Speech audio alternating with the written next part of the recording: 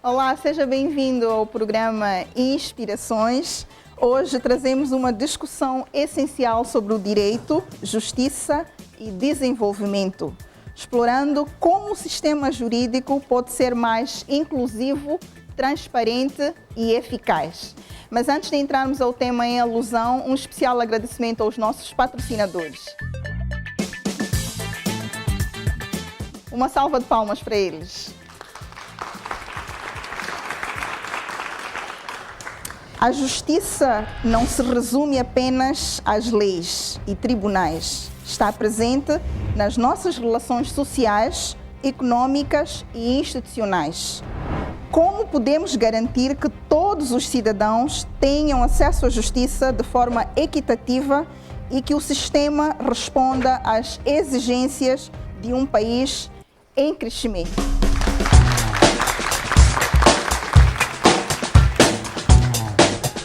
E para este debate, reunimos um painel multidisciplinar que traz diferentes perspectivas sobre os desafios e oportunidades da justiça em Moçambique.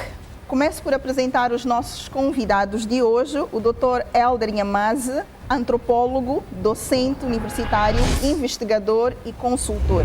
Docente no Departamento de Arqueologia e Antropologia da Universidade Eduardo Mondlane, onde leciona problemáticas teórico-epistemológicas. Mencionei bem, não é, doutor? Antropologia. É antropologia. E histórias do pensamento africano, com mais de 20 anos de experiência na África Austral, trabalha em pesquisa aplicada, direitos humanos, gênero e impacto socioeconômico. Uma salva de palmas ao Dr. Hélder Nhamaze. Muito obrigada, doutor, por ter aceito o nosso convite. Seja bem-vindo ao programa Inspirações. Obrigado pela oportunidade. O doutor José Caldeira já esteve conosco numa entrevista individual e hoje volta para discutir conosco este tema da justiça em Moçambique. O doutor José Caldeira, advogado, especialista em direito comercial, reformas legais e investimento estrangeiro, tem desempenhado um papel central na modernização do sistema jurídico e na promoção da segurança jurídica em Moçambique. O doutor José Caldeira é advogado, sócio fundador da Sali Caldeira e Advogados. Doutor Caldeira, muito obrigada por ter aceito o nosso convite. Seja bem-vindo ao programa Inspirações. Muito obrigado. Uma salva de palmas ao doutor José Caldeira. Dr. Flávio Menete, advogado, presidente da Associação dos Advogados da SADC, antigo bastonário da Ordem dos Advogados de Moçambique, com uma vasta experiência em direito criminal e avaliação de sistemas jurídicos, tem sido um defensor dos direitos fundamentais e da transparência judicial. Destaca-se pelo seu compromisso com o fortalecimento do Estado de Direito. Dr. Menete, seja bem-vindo ao programa Inspirações e muito obrigada por ter aceito o nosso convite. Muito obrigado, muito prazer. E o nosso quarto convidado, não menos importante, muito pelo contrário, é o jovem, o Dr. Alberto Nkutumula, advogado, docente universitário, antigo vice-ministro da Justiça e antigo ministro da Juventude e Desportos. O Dr. Nkutumula é advogado e professor de Direito Comercial e Criminal na Universidade Eduardo Mondlane, com uma carreira dedicada ao acesso à justiça e à modernização do sistema jurídico, contribuiu para a reforma legal e a defesa de cidadãos vulneráveis, mestre em Direito da Energia e Mudanças Climáticas pela Universidade de Aberdeen, no Reino Unido. Uma salva de palmas ao Dr. Nkutumula, por favor. Além do nosso painel de convidados, obviamente, temos aqui uma plateia diversificada, composta por cidadãos interessados no futuro da justiça em Moçambique. Uma salva de palmas também para os nossos convidados da plateia. Antes de começarmos a gravar, eu fiz menção aos nossos convidados, assim, em off, que quando eu era criança, um dos meus sonhos era ser juíza. Bom, ainda bem que não aconteceu. Mas hoje, comentei com o Dr. Nhamaze que nós os dois estamos a sentir num verdadeiro tribunal diante de 3 grandes nomes da justiça moçambicana, na qual eu vou pedir mais uma vez uma salva de palmas aos nossos 4 convidados do programa Inspirações. Vamos começar as nossas questões com o Dr. José Caldeira. A justiça não se resume a tribunais e leis. Ela deve proteger, educar e incluir. mas para muitos cidadãos, o acesso ao sistema jurídico ainda é um desafio. Antes de explorarmos as barreiras e soluções, comecemos por um enquadramento mais amplo. Vamos estabelecer o tom de conversa com um enquadramento inicial de cada um dos nossos painelistas, começando com o Dr. José Caldeira. Doutora, como podemos definir de forma simples e acessível o que é direito e qual é o seu impacto na vida dos cidadãos? Bem, direito é essencial e a justiça são essenciais em qualquer sociedade. Há quem diga que sem direito e sem justiça não há existência da sociedade, que é tão importante como a economia, como a agricultura, como todas as áreas que são necessárias para o desenvolvimento do país. Portanto, tentando ser o mais simples possível, os sistemas jurídicos que estão estabelecidos são exatamente para criar coesão social, são exatamente para criar estabilidade, para que todo o funcionamento da sociedade seja harmonioso. Daí que não há país nenhum que não dê prioridade à justiça, e sei que neste momento o nosso país também considera a justiça como setor prioritário, que é o último recurso que o cidadão tem quando qualquer dos seus direitos são violados, quando há uma situação em que se sintam que estão desprotegidos, é ao sistema da administração de justiça, em geral, que os cidadãos recorrem. Por isso, a importância de todo o edifício que é necessário para a construção da justiça em Moçambique. Muito obrigada, Dr. Caldeira. Dr. Flávio Menete, existe a percepção de que o sistema jurídico é distante e inacessível. Como podemos torná-lo mais compreensível e próximo da realidade da população? Muito obrigado. Esta percepção é já antiga. É preciso começarmos por fazer referência de que o nosso sistema jurídico é essencialmente baseado no sistema jurídico do tempo colonial. Portanto, baseado em situações culturais completamente diferentes das situações que vivemos no continente africano em geral e em Moçambique em particular. Nós, ao falarmos do acesso à justiça, não deveremos ater-nos apenas ao facto de existirem tribunais perto, mas é muito mais do que isso. Não estamos a falar de edifícios, estamos a falar das próprias normas, que devem ser normas de algum modo ligadas à nossa maneira de ser e estar, enquanto moçambicanos e enquanto africanos. Estamos a falar na celeridade, estamos a falar nos custos da justiça. Este debate das custas judiciais tem barbas brancas, como se costuma dizer. Muitas vezes se inicia um debate em torno desta matéria, mas pensamos que estamos no bom caminho, mas há sempre entraves pelo meio. Há de haver as suas razões, mas tem que haver mais coragem no sentido de se aprofundar este tema e assegurar que a justiça em Moçambique não é cara. É preciso enfatizar que nós temos uma das justiças mais caras do continente africano. E o que é necessário, doutor Menete, ainda consigo, o que é necessário para que a nossa justiça não seja assim cara e seja acessível ao cidadão, principalmente aqueles que se encontram nas zonas mais rurais ou mais recônditas? Eu acho que tem que haver coragem de discutir este tema pensando no destinatário do direito. O que eu tenho estado a perceber é que no meio dos debates parece que pensamos mais no Estado e não no cidadão. Parecendo que não, o que se paga para ter acesso à justiça tem um peso muito grande também no funcionamento dos tribunais. Então, o que eu penso é que nós temos que fazer aquilo que deveríamos fazer também na saúde, na educação, na agricultura e noutras áreas. É definir uma percentagem do orçamento para a justiça e, por essa via, nós sabemos que o orçamento vai para ali e deixamos de sobrecarregar os cidadãos. Há um devir dizer, mas esse valor também faz parte das receitas, porque há uma parte desse valor que vai para o orçamento do Estado. Também é verdade. Por isso é que eu digo, é necessário discutir com coragem, mas tendo sempre em mente o destinatário do direito e não o Estado. Porque a justiça existe para servir o cidadão e não para servir o Estado. Exatamente. Então, a primeira coisa que tem que haver é coragem. A segunda é o envolvimento de várias sensibilidades.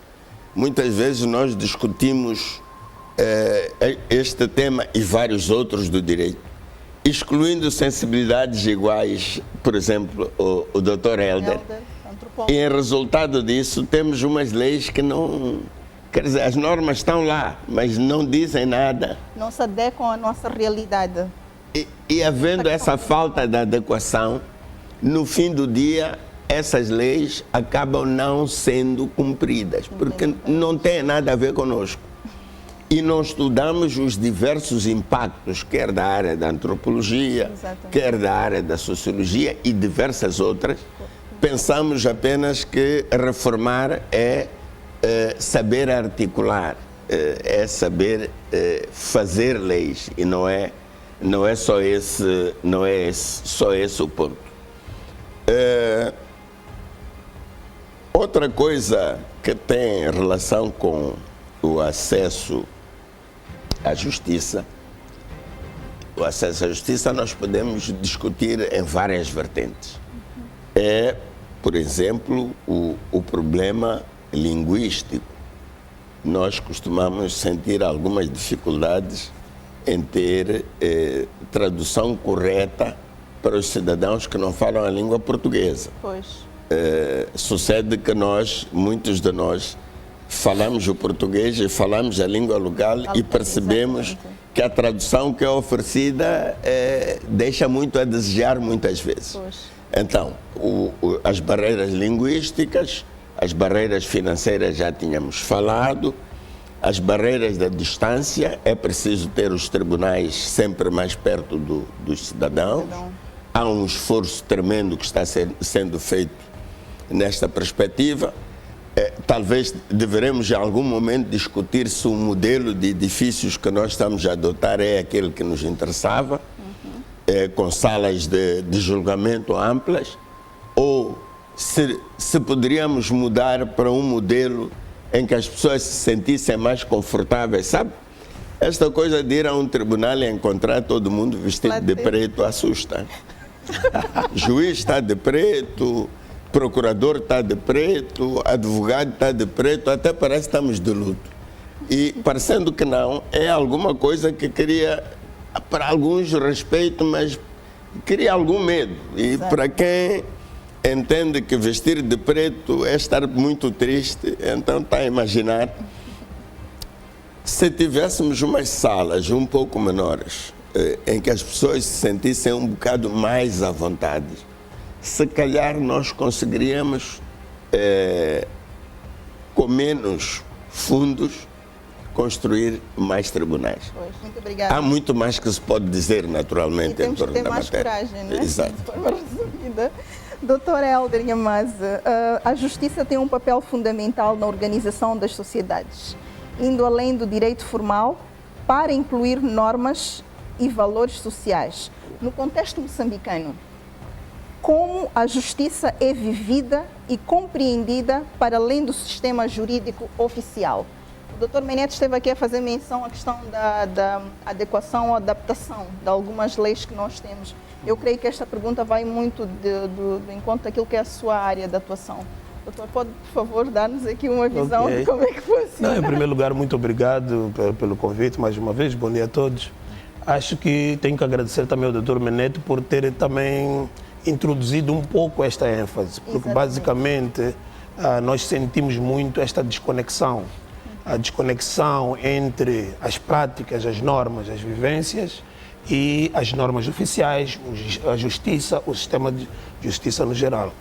Neste momento, e acho que é sintomático que nós tenhamos uma discussão nesta altura, que Moçambique vai fazer 50 anos, nós temos que ter uma visão muito clara sobre os desafios que se punham a Moçambique na sua Constituição como uma república independente. Exato. E claramente um dos maiores desafios era esta implantação do Estado ao nível das comunidades e a conexão que o Estado tinha que ter com os seus concidadãos. E só para fazer uma pequena contextualização, se nós se lembrarmos bem, nestas alturas nós tínhamos duas guerras de secessão na África, uma no Katanga, outra no Biafra, e havia uma preocupação genuína do Estado moçambicano em implantar-se como um Estado unitário e como um Estado unido. Então as coisas da unidade nacional começaram a ter uma certa preponderância e por aí adiante. Certo. Falo disto porque tem consequências práticas na adoção da língua portuguesa como língua oficial, na institucionalização das estruturas governamentais até o nível mais baixo. Então, basicamente, parte do que o Dr. Meneta acabou de mencionar agora, quando nós temos uma visão em que o sistema de justiça está mais para servir ao Estado, é exatamente porque nós não conseguimos garantir este respaldo. Não conseguimos garantir que as vivências, as formas de estar das comunidades fossem absorvidas pelo Estado. Nós costumamos dizer, nós construímos um Estado top-down. Nós construímos um Estado do topo para a base, não da base para o topo. Então, isto tem desconexões. Quando nós falamos da língua que é usada nos tribunais, quando falamos da distância que é usada nos tribunais, quando falamos das leis que são usadas nos tribunais. Então, penso que já está bastante estudada a ideia de que, como país, nós não construímos um país a partir das microidentidades locais. Muito pelo contrário, nós matamos a tribo para construir a nação. Foi um lema. Por quê? Porque tínhamos que garantir uma unidade territorial de Estado coesa. Então, estes desafios colocaram-se nessa altura. E talvez agora é o momento de reformular. Mas tudo o que está a ser dito faz sentido, porque a justiça não é a nossa justiça, os instrumentos não são os nossos instrumentos e temos vários exemplos. Estas questões que parecem anedóticas, como a cor da indumentária das pessoas, quer dizer, espanta mesmo as pessoas. Então, penso que está bastante identificado o desafio entre esta desconexão e o desafio que nós temos ao completar meio século talvez seja rever toda essa infraestrutura. Muito bem, vamos hoje discutir muitos problemas. Dr. Alberto Nkutumula, o que impede muitos cidadãos de acederem à justiça? Quais as reformas ou mudanças que poderiam tornar o sistema mais inclusivo, na sua percepção? Bom, a meu ver, a questão do acesso à justiça também tem a ver com o conhecimento sobre a existência da justiça. Exatamente. Conforme o Dr. Éder Nhamazi fez referência, há gente que pode nem sequer saber que existe um tribunal e qual é a função de um tribunal. E as querelas locais são resolvidas com base nas regras costumeiras locais. Certo. Portanto, é preciso primeiro que as pessoas saibam que existe um sistema de justiça e, olhando um pouco para a nossa história, de facto, havia um sistema de justiça no tempo colonial. Mas era um sistema de justiça para cidadãos de primeira e havia um outro sistema para cidadãos de segunda. Com a independência, naturalmente, o que aconteceu? Fizemos uma espécie de escangalhamento daquele aparelho repressivo colonial e neste processo acabamos atirando a água suja e o próprio bebê e depois tentamos retornar. E neste processo de retornarmos, o que aconteceu é que acabamos reerdando muitas das normas e modos de pensamento e de funcionamento daquele sistema repressivo, só que já num momento revolucionário. E neste processo, as normas que nós vamos criando estão geneticamente ligadas àquela ideia de que a justiça é de facto formal, há normas que devem ser tanto aplicadas, que todo cidadão deve obedecer essas normas e que independentemente, aliás, até há um princípio o desconhecimento da lei não afasta a tua responsabilidade. Independentemente de não saberes se a tua conduta é ou não ilícita, tens de responder em tribunal pelo facto que praticaste. Mas neste processo há necessidade de um diálogo permanente, tanto na concepção das normas, assim como na aplicação delas. Na concepção, por quê? Porque é preciso que nos lembremos que o Estado não é pertença daqueles que o dirigem, portanto, dos dirigentes, dos burocratas, dos líderes.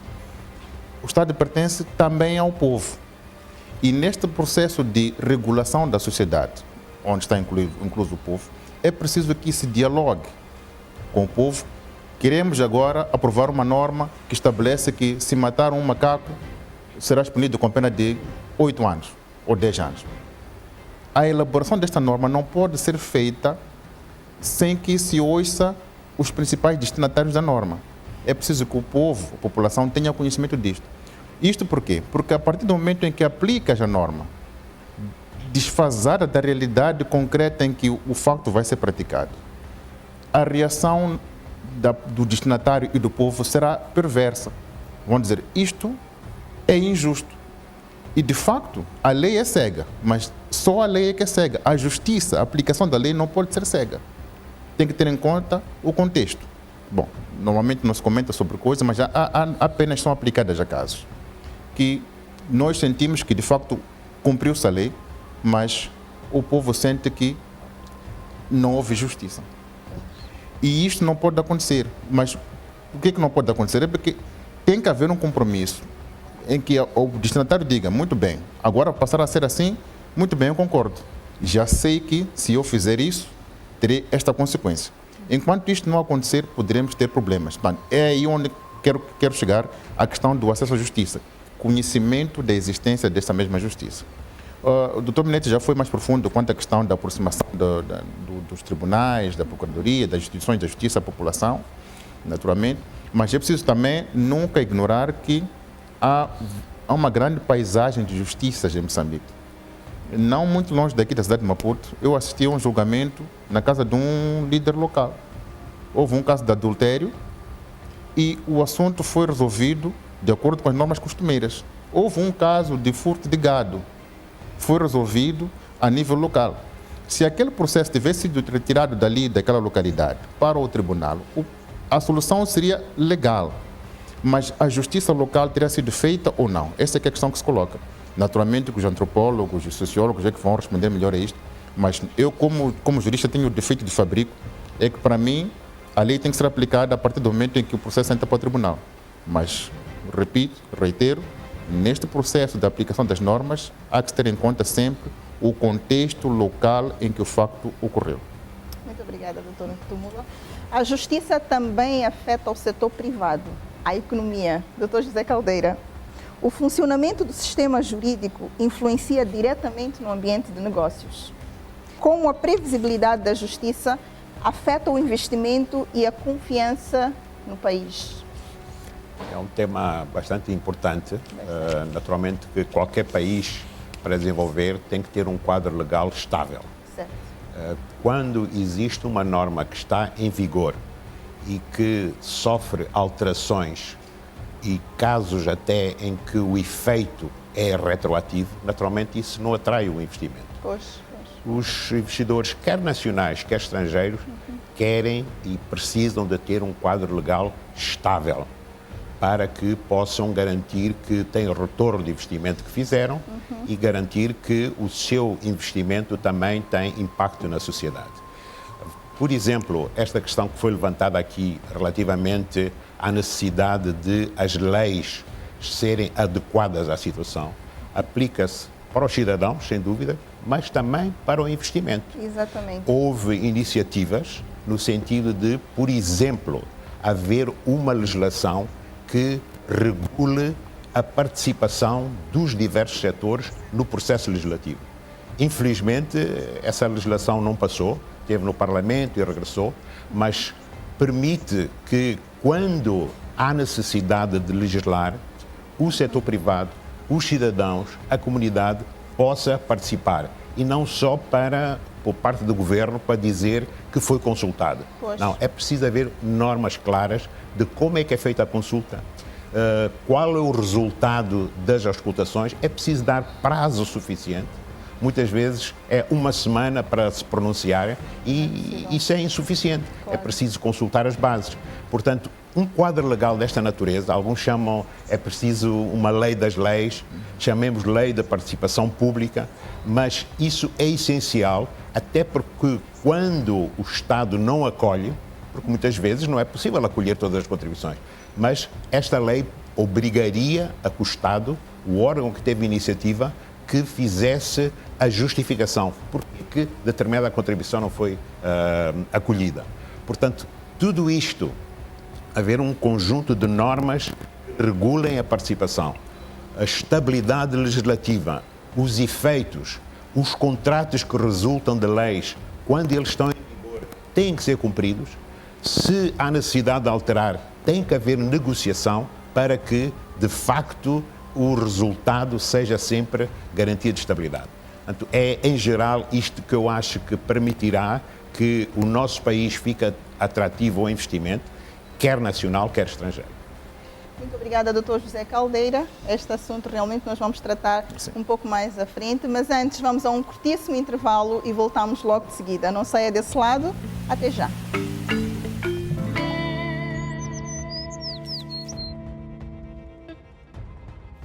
Sabias que com o Emola podes enviar dinheiro de maneira fácil e sem custos adicionais na transação? É isso mesmo! Envias dinheiro para amigos, familiares ou instituições a qualquer hora para qualquer número 86 ou 87 que a disponibilidade do valor será imediata. Não esperes mais! Pega agora no teu telemóvel e digita *898 cardinal, seleciona a opção número 1, transferir para 86 ou 87, digita o número beneficiário e siga as instruções subsequentes.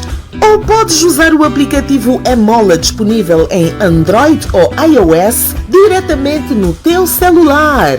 É simples. Entre nós, sempre foi grátis. Para mais informações, ligue agora para o número 100. Termos e condições aplicáveis. O Emola é rápido, seguro e conveniente.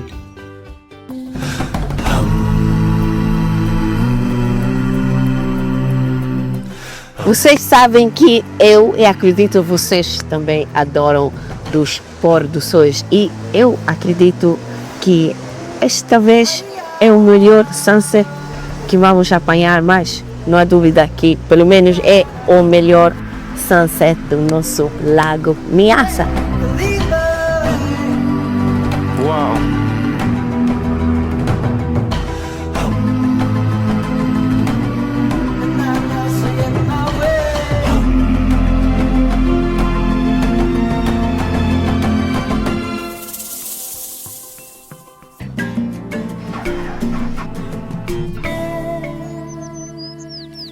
Estamos de volta ao programa Inspirações com o tema central Direito, Justiça e Desenvolvimento. Como dissemos inicialmente, a conversa não é só com os nossos painelistas, mas também com os nossos convidados da plateia, na qual eu agora convido algumas intervenções, contribuições ou questões. Por favor, estejam à vontade. Quem quiser intervir, seu nome e a sua contribuição ou questão.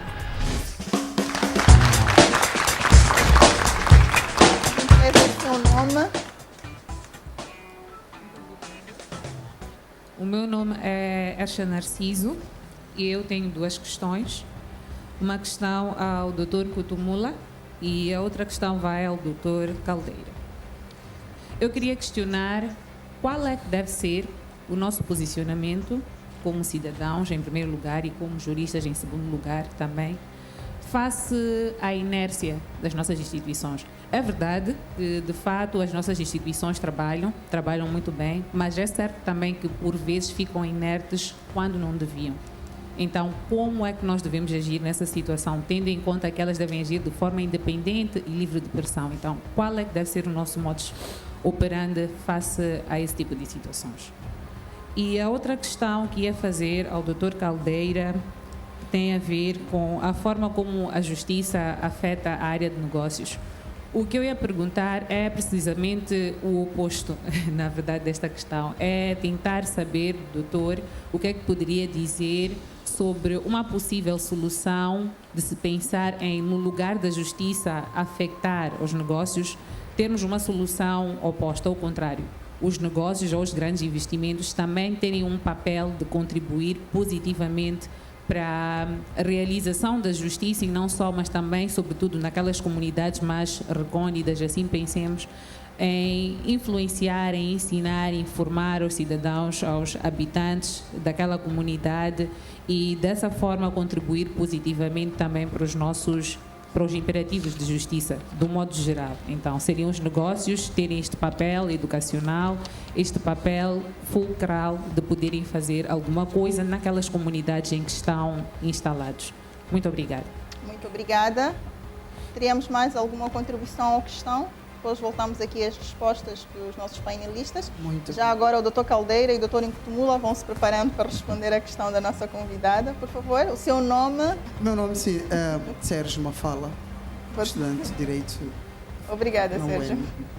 Agora, indo ao tema, eu peguei aqui um ponto que o Dr. Nkutumula trouxe, desde que nós herdamos um direito, todo ele repressivo. Eu quero concordar, na verdade, damos um direito que não tem nada daquilo que são matrizes culturalmente nossas. Agora, o que é que nós temos que fazer? Temos que reformular esse direito. Temos que tornar o direito acessível, ligado à sociedade. O direito tem que partir da sociedade e tem que mudar-se com a sociedade. Eu tenho perguntado, adotamos agora na educação o ensino bilíngue. O que é que me importa? O que é que adianta eu ter que aprender em língua materna, quando, em pleno julgamento, perante o juiz, não tenho a oportunidade de me defender usando a minha própria língua? O problema começa daí. Desde a vestimenta, como o doutor disse, que assusta, e até os próprios termos jurídicos. É preciso repensarmos sobre a importância das línguas, tanto não só na comunicação, mas também no acesso à justiça. E, se calhar, eu diria em jeito de provocação, queria fazer a questão, o que é que nós temos que repensar sobre os doadores? Como delimitar ou redefinir o papel dos doadores? Como redefinir o papel dos doadores, dizia, numa situação em que o país diz que é desprovido de meios financeiros? Não continuaremos ainda a depender deles? Qual é, afinal, o papel dos doadores? E, para não me alongar, vou passar a palavra para os mais colegas que estão aqui. Muito obrigada. Eu não sei se temos mais alguma intervenção ou podemos passar já aos nossos convidados. Doutor Nkutumula, por favor. Sim, já volto a si. Doutor Nkutumula, não sei se queria responder à pergunta. Sim, e é uma pergunta muito pertinente. Porque nesta questão da justiça, é preciso que se tenha sempre em conta que quando um assunto entra para os órgãos de decisão judiciais, essa decisão que vai ser tomada tem que ser oportuna. Quer dizer o quê? Que tem que ser tomada no momento em que ela tem um efeito útil. Se ela for tomada depois de já não fazer qualquer efeito útil para o cidadão, então é como se não tivesse havido decisão, é como se houvesse injustiça. A pressão que não pode ser feita aos órgãos de justiça é forçá-los a decidirem num sentido ou no outro. Isso não pode acontecer. Mas, naturalmente, do ponto de vista de equilíbrio do poder entre a sociedade e o Estado, há um corredor muito estreito onde se situam as liberdades do cidadão. Naturalmente, temos que ter um Estado capaz de conter os ânimos do cidadão, mas também temos que ter um povo capaz de conter as falhas do Estado. Portanto, o Estado não age livremente, tem que agir dentro de certos padrões. Um desses padrões são as leis e são os prazos para a decisão. Não pode uma decisão que tem que ser tomada em um mês levar 10 anos, 15 anos. Isso é faltar à justiça, é faltar ao dever de decidir.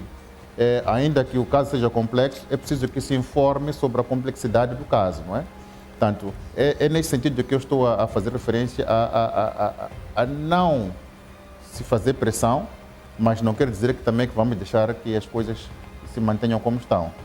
Portanto, tem que haver decisão sempre. E oportuna, atempada e com efeito útil.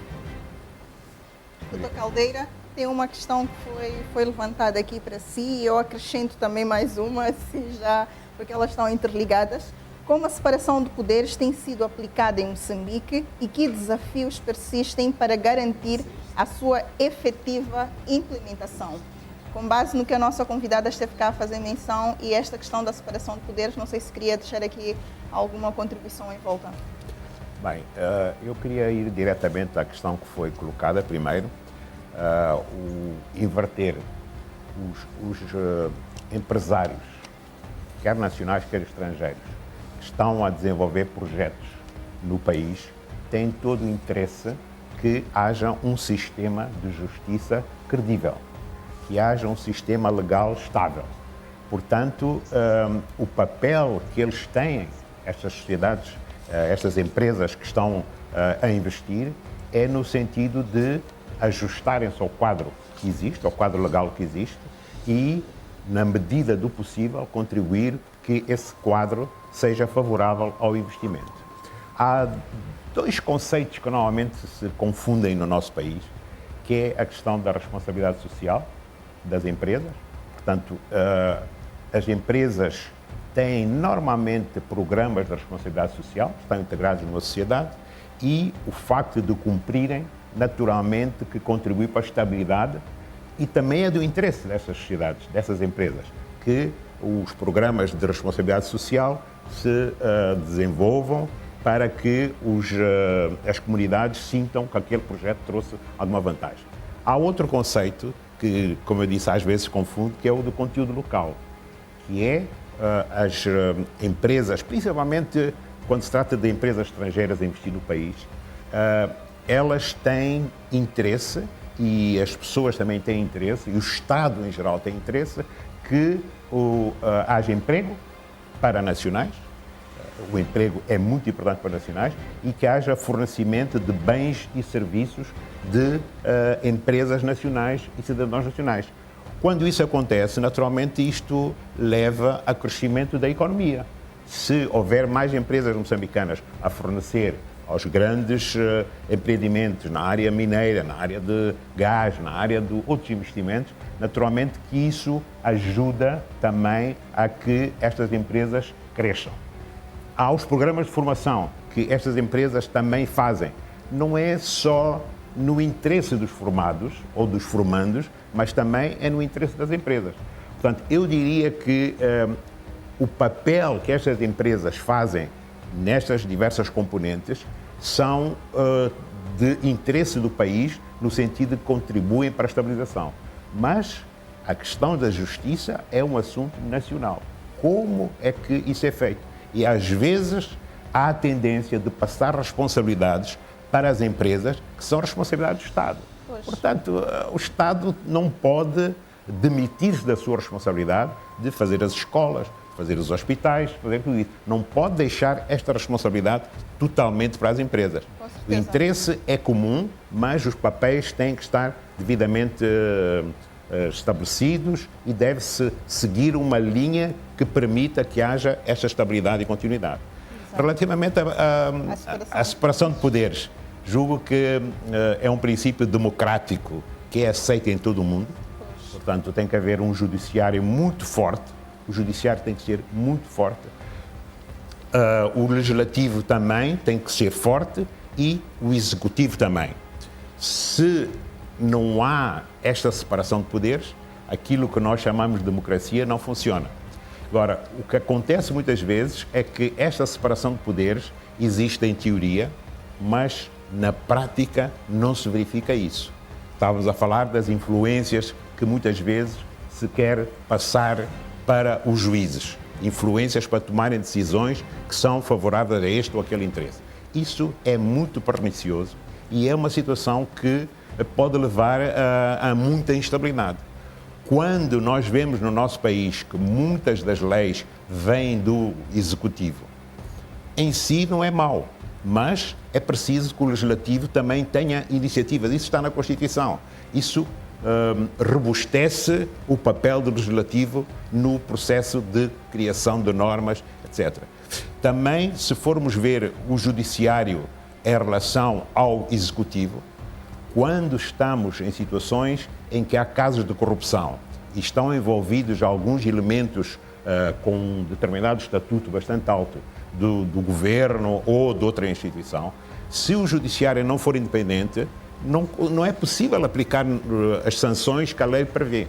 Portanto, esta questão da separação de poderes não deve ser só teórico, não deve ser só aquilo que está na Constituição, mas deve ser algo que na prática se verifique. E temos muitos casos, infelizmente, no nosso país, em que não é aplicável este princípio da separação de poderes. Todos nós, os cidadãos, mais principalmente aqueles que estão em situação de liderança, têm que ter em conta que é no benefício do país, é no benefício da paz no país, que o princípio da separação de poderes seja uma realidade e não simplesmente algo que está escrito. Muito obrigada, Dr. Caldeira. Na sua perspectiva, doutora Hélder Nhamaza, ainda a mesma questão que eu fiz ao Dr. Caldeira, na questão da separação de poderes, se tem sido aplicada em Moçambique e que desafios persistem para garantir a sua efetiva implementação, na sua perspectiva? Sim, obrigado. Eu acho que também, por defeito de fabrico, tenho muita tendência para olhar para o contexto histórico que nos trouxe até aqui e basicamente... Eu não sei se é efeito de fabrico, se calhar é mesmo sorte. Mas a ideia básica é que a ideia de que nós viemos de um Estado monolítico que durou durante os primeiros, vamos dizer, 15 anos de independência, tem os seus efeitos nos dias de hoje. Basicamente, o que nós temos é que, durante os primeiros anos depois da independência, nós experimentamos um modelo de Estado que era monolítico, era monopartidário, mas também tinha consequências nas outras estruturas da sociedade.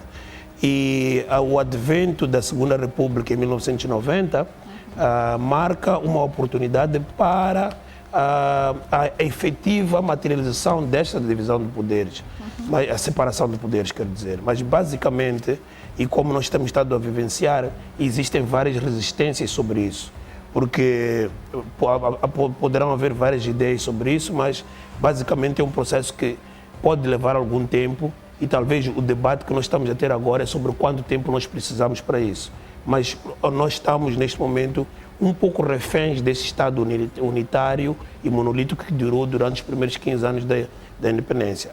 Os desafios que nós temos agora, que foram brevemente tocados pelo Dr. Nkutumula, revelam basicamente que o modelo democrático que nós seguimos, que agora fez 30 anos em termos de eleições multipartidárias, está a enfrentar desafios.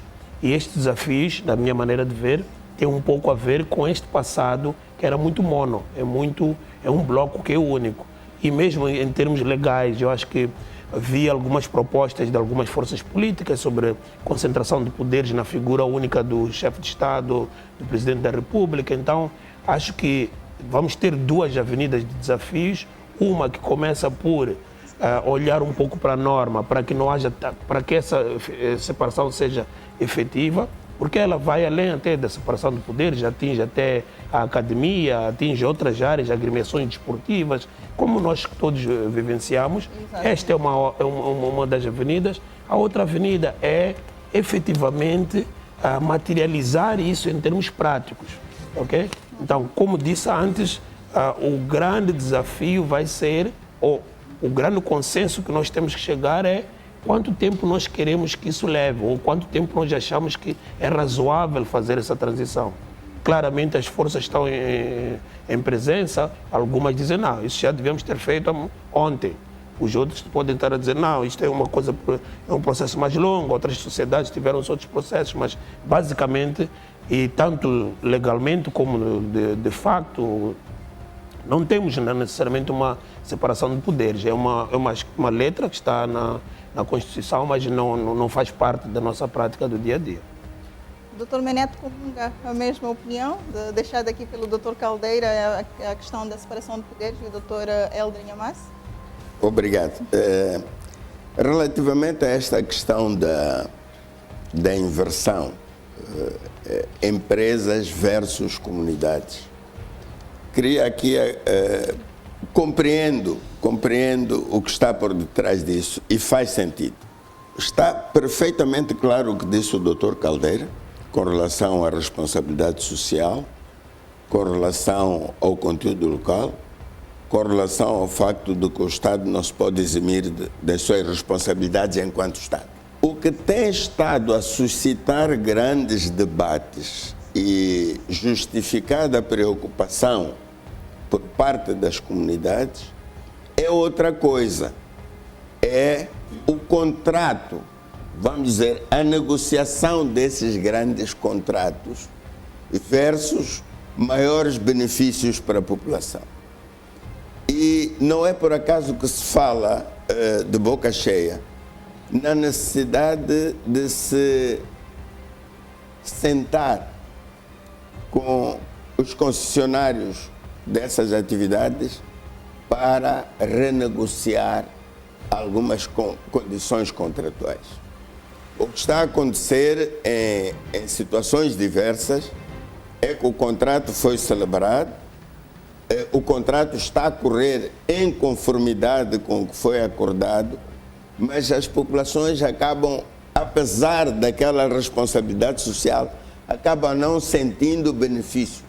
Ficam com a ideia de que, assumindo que estamos a falar de Minas, envolvidos os 30 anos de exploração mineira, vão ficar ali buracos e não aconteceu nada. E as populações ficam cada mais pobres do que estavam antes. Esta é que é uma questão que tem que ser discutida com honestidade e, de facto, temos que repensar, temos que renegociar os contratos e temos que fazer uma coisa mais corajosa. A Tanzânia já o fez. Estes 3 países golpistas lá, o Níger, Burkina Faso e o Mali, já estão fazendo. Que de facto, a questão da exploração dos recursos tem que ser feita tomando em consideração os interesses nacionais. Isto tem que ser feito. Tem que haver coragem de abordar este tema e de se avançar. É preciso impedir que os recursos saiam daqui como uma espécie de matéria-prima. Carregou, foi embora. É preciso que haja processamento, porque com esse processamento vai-se resolver um outro problema. É o problema do desemprego. Vais ter mais atividade, vais ter mais impostos e, naturalmente, vais ter mais desenvolvimento.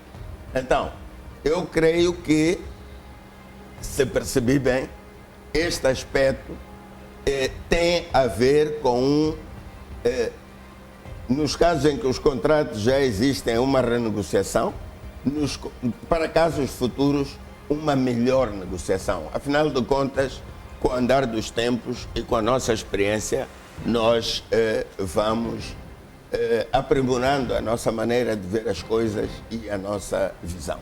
Era só um contributo que eu queria deixar no sentido de que faz sentido a questão vista nesta perspectiva.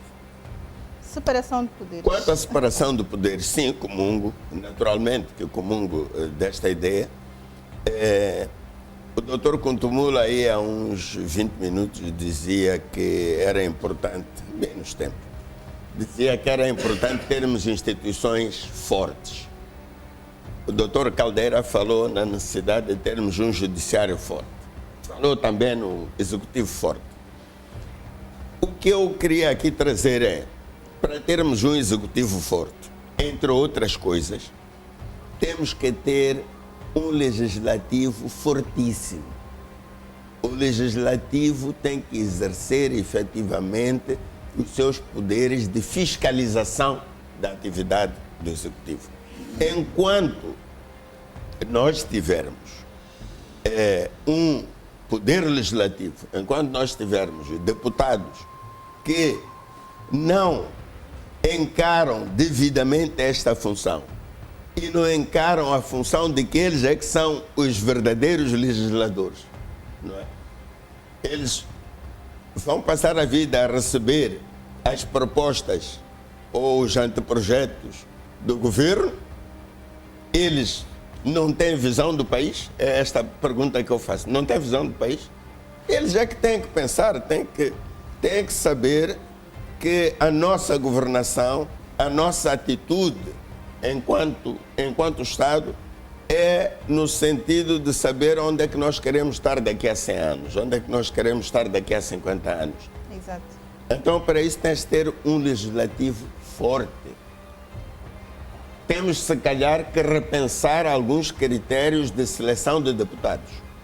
Deputados da Sim, Assembleia de da deputados. República. O legislativo é composto por deputados. Sim.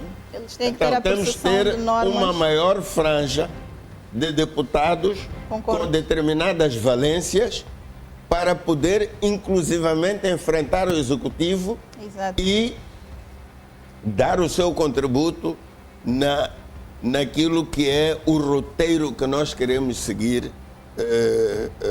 daqui para frente e termos a certeza que as gerações daqui a 50 anos, daqui a 100 anos, vão encontrar um país de facto maravilhoso. Muito obrigada, Dr. Mineta. A conversa está mesmo interessante. Nós vamos voltar à plateia logo a seguir, mas antes, um curtíssimo intervalo e voltamos logo de seguida. Lembrando que hoje o nosso tema central é Direito, Justiça e Desenvolvimento. Até o próximo bloco. Não saia desse lado. O IMOLA é um dos principais intervenientes que atua no mercado nacional e desempenha um papel muito importante na promoção da inclusão financeira. Criado em 2016 como a terceira unidade de carteira móvel a operar em Moçambique, com o suporte dos serviços de telefonia móvel Movitel, que cobre 96% do território nacional, com uma base de dados que se aproxima a 7 milhões de clientes ativos, composta por uma rede de 95 mil agentes a nível nacional, distribuído pelos vários pontos do país. Nossa visão: tornar o IMOLA líder de mercado e sua presença efetiva em todo o país. Valores: somos catalisadores da inclusão financeira no país. Os serviços e produtos do IMOLA tornam-se convenientes, acessíveis e seguros, possibilitando pagamentos de forma rápida e fácil, a qualquer hora, em relação aos serviços financeiros tradicionais, ligando-se à rede única através da interoperabilidade.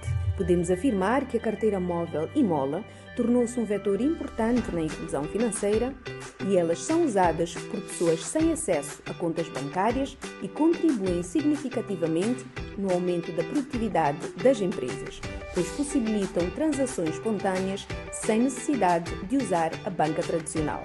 Potenciou a criação de vários postos de trabalho entre a camada jovem, proporcionando a estes rendimentos para a concretização de projetos e sustentar as suas famílias.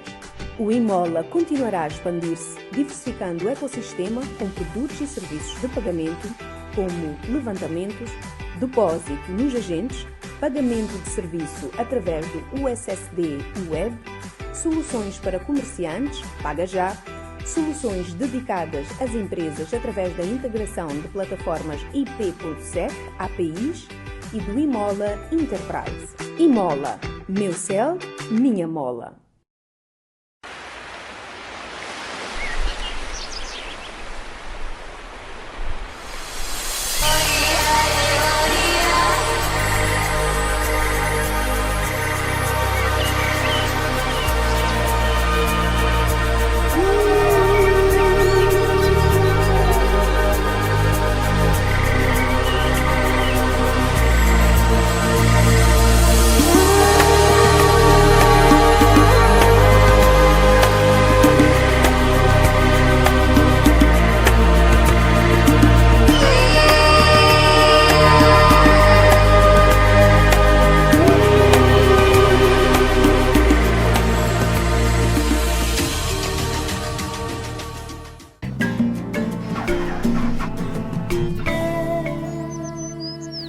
Estamos de volta ao programa Inspirações com o tema central Direito, Justiça e Desenvolvimento.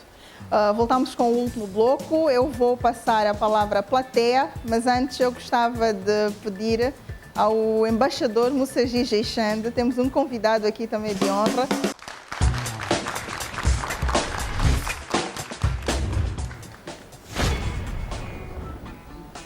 O embaixador Mussaji Jeixande foi o primeiro embaixador de Moçambique na África do Sul. Tem uma longa experiência como diplomata e pode, por favor, partilhar conosco um pouco daquilo que acha sobre este tema, direito, justiça e desenvolvimento? Eu peço desculpa. Bom, eu fui embaixador, hoje sou cidadão. Né? Exerci as minhas funções. Quando as funções terminaram, a gente volta a ser cidadão. Eu costumo dizer sempre que eu tenho um título que é o melhor título que eu tenho.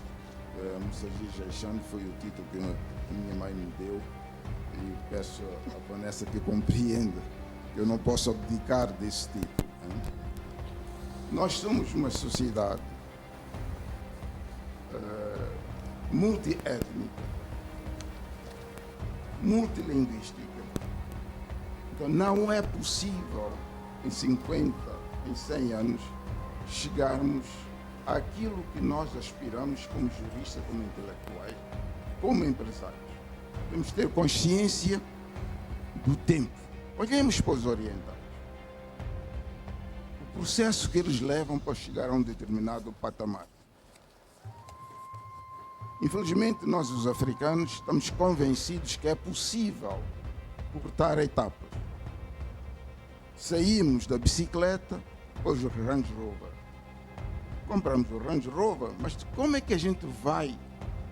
Onde é que está o mecânico para o Range Rover? Temos que levar o carro para a África do Sul, para fazer a manutenção. Por que a gente não anda durante algum tempo com os carros que nós conseguimos consertar em Moçambique? A primeira coisa é a consolidação do Estado. Todos eles fizeram isso na Europa, na Ásia. E hoje, os Estados Unidos, o que é que a gente vê? O presidente Trump diz, olha, a prioridade. Apesar de ele ser um imigrante, ele diz, não, eu já não quero imigrantes aqui. Ele quer que os Estados Unidos sejam fortes. E para que os Estados Unidos sejam fortes, ele não quer gente fora dos Estados Unidos. De fora virem para os Estados Unidos. Então, os moçambicanos primeiro têm que ser moçambicanos, voltarem a ser moçambicanos, terem consciência de que, bom, há normas que têm que ser modificadas, mas que este processo, tal como a gestação de um bebê, leva o seu tempo.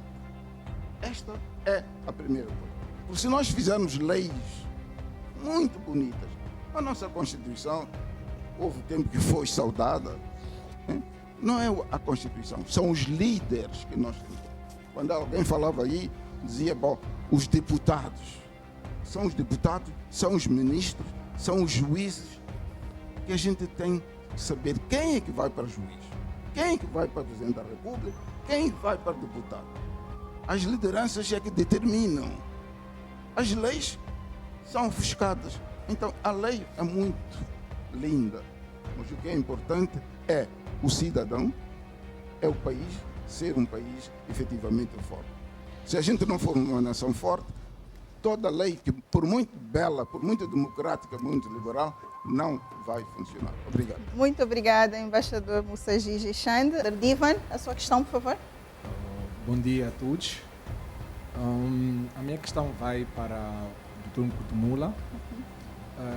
Na minha opinião, uma das formas de garantir o acesso, nesse caso, à justiça, né, ou fortalecer a justiça em Moçambique, é divulgar as normas. Então, como divulgar as leis, considerando a transformação digital, sabendo que o acesso à internet ainda é limitado em algumas regiões? Quais alternativas para garantir que todos conheçam os seus direitos? Obrigado. Obrigada, Diva. Doutor Nkutumula, é uma questão para si. Muito bem. A justiça tem que chegar até onde o cartão de eleitor chega. Se o cartão de eleitor chega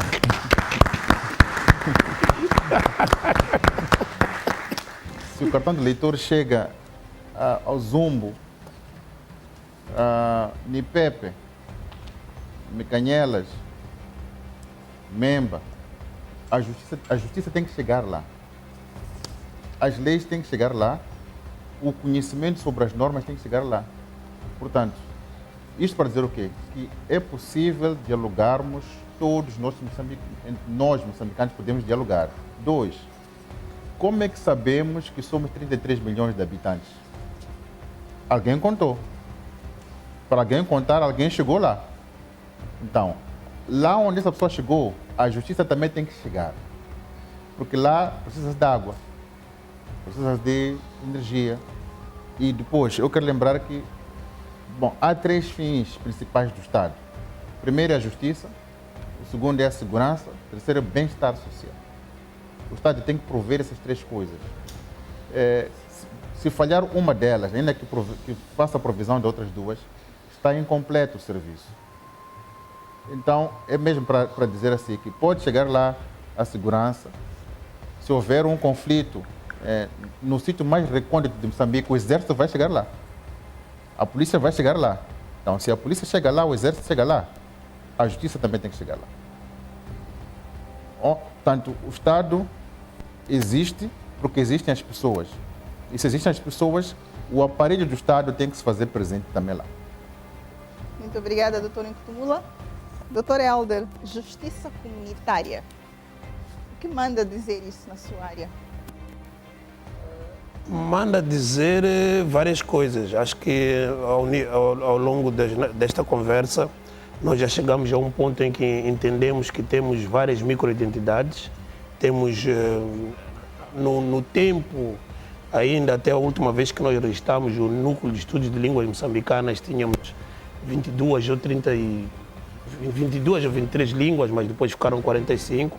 Então, significa que justiça comunitária pode ser a interpretação que grupos específicos dão àquilo que devia ser uma situação de inclusão, de equidade, em que ninguém fica afetado. Acho que há também um espaço para que o Estado, como entidade nacional, crie mecanismos para que essa justiça comunitária chegue até, esteja regulamentada ao nível nacional e que chegue até os lugares mais recônditos, sobretudo tendo em conta esta dificuldade de alcance, de cobertura da administração do Estado. Então, eu vejo justiça comunitária como uma oportunidade para que as comunidades, como entidades semi-autônomas, possam ter a resolução dos seus conflitos ou melhorar a sua interação sem necessariamente ter que ir para um processo que é formal, às vezes é distante, às vezes é moroso, às vezes é caro e às vezes não fala a nossa língua. Então é o meio caminho andado para ele. Muito obrigada, doutor Nhamazi. Doutor Menete, como garantir que as reformas legislativas não sejam apenas alterações formais, mas sim mudanças com impacto real na justiça e na vida dos cidadãos? Dizia que nós já tínhamos iniciado o debate em torno dessa matéria quando abordamos a necessidade de se aprovar uma lei que estabelece todo o processo legislativo. A lei das leis, como dizia o Dr. Caldeira. A partir do momento em que nós tivermos a lei das leis, nós vamos dar a oportunidade aos cidadãos, às comunidades, às empresas, à sociedade civil, de dar o seu contributo, de fazer a sua análise. Vamos dar a oportunidade aos sociólogos e outros que dominam outras áreas do saber para darem os seus inputs, porque essas pessoas terão sensibilidade bastante para verificar em que medida é que aquela lei é uma mera alteração ou vai efetivamente trazer algum impacto. A partir do momento em que nós tivermos as leis, vamos dizer assim, no fim do dia, as leis estarão a vir de baixo para cima. vão ser apropriadas pelos cidadãos e é muito mais fácil pô-las em execução, contrariamente ao que acontece com as leis que vêm lá de cima, alterou, mas alterou por quê? Então, o simples facto de nós termos a possibilidade de participação multifacética e ampla no processo de elaboração legislativa já reduz o risco de termos leis que não trazem qualquer impacto para o cidadão. Portanto, é importante a consulta aos cidadãos, é importante que ao querermos alterar alguma lei, façamos uma informação clara dos fundamentos da alteração. Por que queremos alterar, o que queremos alterar e o que queremos alcançar. Enquanto não estiverem claras as respostas a estas perguntas, nós teremos centenas de leis durante o ano ou durante a legislatura com impacto mínimo. Então, nós temos que respeitar aquele princípio da participação do cidadão na vida do país. Está consagrado na Constituição. Então, eu acho que uma das formas é mesmo aprimorarmos, não, é termos essa lei e respeitarmos aquilo que nós acordarmos com relação ao processo de produção legislativa. A outra questão, já tinha dito antes, é que não podemos, sobretudo os juristas têm um pouco esta ideia. Eu faço a lei, qual é o problema? Articulada e tal, qual é a experiência daqui, qual é a experiência dali? Não, é preciso ouvir as diversas sensibilidades que dominam todos os aspectos que serão mexidos com a aprovação dessa lei. Para dizer, ok, por acaso o texto está muito bonito, a arrumação está correta, mas isto não nos vai levar a lado algum por causa do fator X, Y ou Z. Então, é preciso, no fim do dia vai dar no mesmo, é socializar as ideias de produção legislativa com todo mundo e dar tempo para que todo mundo possa dar os seus contributos. Muito obrigada, Dr. Minete. Infelizmente, estamos mesmo na reta final do programa Inspirações, mas antes de encerrar, eu gostaria que cada um dos nossos convidados, dos nossos painelistas, deixasse uma contribuição. Dr. José Caldeira, se pudesse mudar apenas um aspecto no sistema jurídico moçambicano para torná-lo mais eficaz, qual seria e porquê? Mesmo com as últimas considerações finais do programa. Por favor. Bem, um aspecto eu tinha referido e que o meu colega também falou, que é a questão da participação pública no processo legislativo. Outro aspecto que eu acho que, portanto, isto é quadro legal, mas também o quadro institucional é muito importante. Temos que ter um quadro institucional adequado a tudo. Por exemplo, nós já tivemos uma comissão de reforma legal e essa comissão deixou de existir. Qual era o papel essencial? E parece-me que vi qualquer coisa que se está a pensar em fazer uma coisa similar, que é para harmonização. O que está a acontecer agora? Temos leis que vêm de diversos setores, mas muitas delas não estão harmonizadas. A legislação fiscal não está harmonizada, por exemplo, com a legislação de caráter comercial, etc. Portanto, as leis saem, mas não há harmonização. Portanto, outro aspecto que eu acho que seria muito importante era voltar-se a ter uma comissão, ou qualquer nome que queira dar, que possa harmonizar todo o quadro legislativo para maior estabilidade no nosso país. Obrigada, Dr. Caldeira. Dr. Flávio Minete, a justiça só é forte quando é acessível a todos. O que considera ser o maior entrave para que isso aconteça em Moçambique? Bem, também já tínhamos abordado esse aspecto e demos inclusivamente, tivemos muita conversa em torno, quer das custas judiciais, quer da presença, da proximidade às comunidades, quer das barreiras, das diversas barreiras. Mas eu creio que um aspecto fundamental no âmbito do acesso à justiça também foi abordado pela plateia e pelo Dr. Nkutumula, é a questão da celeridade. Não vale a pena eu ter uma justiça que me chegue fora do prazo. Então, aí é igual ao não ter acesso à justiça. Então, para mim, a celeridade é um dos pontos que tem que ser tratado. E como fazer isso? Uma das coisas que pode contribuir para a celeridade é a utilização de mecanismos eletrónicos para a gestão dos processos em todos os tribunais. Eu não preciso de ir a tribunal, eu recebo a informação no meu escritório, no meu computador, e posso agir imediatamente. Eu acho que fica muito mais fácil. E o cidadão não precisa de se deslocar, o cidadão pode dar início, fazer o impulso a partir do lugar onde ele estiver. Muito obrigada.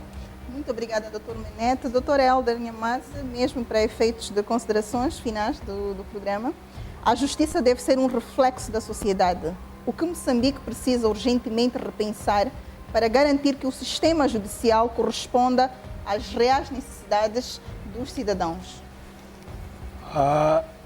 Eu acho que é importante que a justiça dialogue. E não vou ser muito abstrato sobre isso. O aparato todo de justiça, de pessoas formadas em direito e todas as outras instituições, como foi falado aqui, tem que socializar-se mais, tem que abrir-se mais, porque vai precisar dialogar. Para dar um exemplo concreto, isto é capaz de surgir como uma inconfidência, porque são problemas lá da nossa casa, ao nível da universidade. O curso de licenciatura em Direito na UEM sempre teve, se não me engano, no primeiro ano, uma cadeira chamada Introdução à Antropologia. Basicamente era a ideia de que, ao mesmo tempo que eles vão apanhando depois direito administrativo, criminal, etc., eles começam com uma ideia básica sobre como vive o nosso povo, hábitos e costumes, aquela coisa toda. Mas, claro, nós também temos uma dinâmica interna dentro da instituição e houve reformas, tivemos várias reformas curriculares. A verdade é que esse curso, essa cadeira de Introdução à Antropologia já não existe no direito. Então, isto é um reflexo desse, no lugar de socializar, nós até estamos a ir para um fechamento.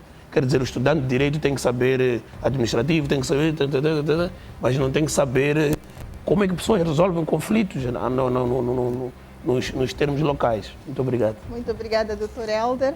Dr. Nkutumula, mesmo em considerações finais, as reformas podem demorar anos, mas a mudança de mentalidade pode começar já. Que atitude ou prática os cidadãos e operadores de justiça devem adotar de imediato para contribuir para um sistema mais justo e eficiente? Eu primeiro quero lembrar que qualquer operador da justiça vem da sociedade. Ninguém vem de Marte, de Júpiter ou de Neptuno. Portanto, se há um juiz, há um procurador, há um polícia em Moçambique, ele saiu do povo para aquela função. Quando chega lá, nunca pode esquecer-se de onde vem. E o povo também nunca se pode esquecer que aquele é um dos seus membros. Portanto, isto para dizer o quê? Que há uma identidade entre os fazedores de justiça e os destinatários desta. Temos que assumir que há normas que têm que ser seguidas. Temos que assumir que há um país que tem que ser organizado. E que este é o compromisso de todos. Não vale a pena estarmos a lançar a responsabilidade para os magistrados, ou os tribunais têm que funcionar bem, a polícia tem que funcionar bem, a sociedade também tem que funcionar bem e tem que deixar os órgãos funcionarem. Portanto, eu creio que, conforme disse, este processo de diálogo tem que partir da assunção de que é responsabilidade de todos garantir que os órgãos e instituições funcionem de acordo com as normas estabelecidas. Muito obrigada, Dr. Nkutumula. Hoje analisamos a justiça como um pilar essencial para o desenvolvimento de Moçambique. A transparência, o acesso equitativo e a modernização do sistema jurídico são determinantes para garantir um país mais justo e inclusivo. O futuro da justiça exige ações concretas e compromisso de todos. Agradecemos aos nossos painelistas. Doutor José Caldeira, muito obrigada mais uma vez por ter aceito o nosso convite. Doutor Helder Nhamazi, foi um prazer imenso. Muito obrigada por ter aceito o nosso convite ao programa Inspirações. Doutor Flávio Menete, é sempre uma honra conversar consigo. Muito obrigada por ter aceito o nosso convite. Doutor Alberto Kutumula, estamos completamente agradecidos por também ter aceito este convite ao programa Inspirações. Obrigada também à plateia, ao embaixador Mussaji Jechand, que cá está. Eu sei que quer ser tratado por cidadão, mas, como eu disse, iria pensar. Muito obrigada a todos, muito obrigada mais uma vez. E assim foi esta edição do programa Inspirações, com o tema central Justiça, Desenvolvimento e Direito.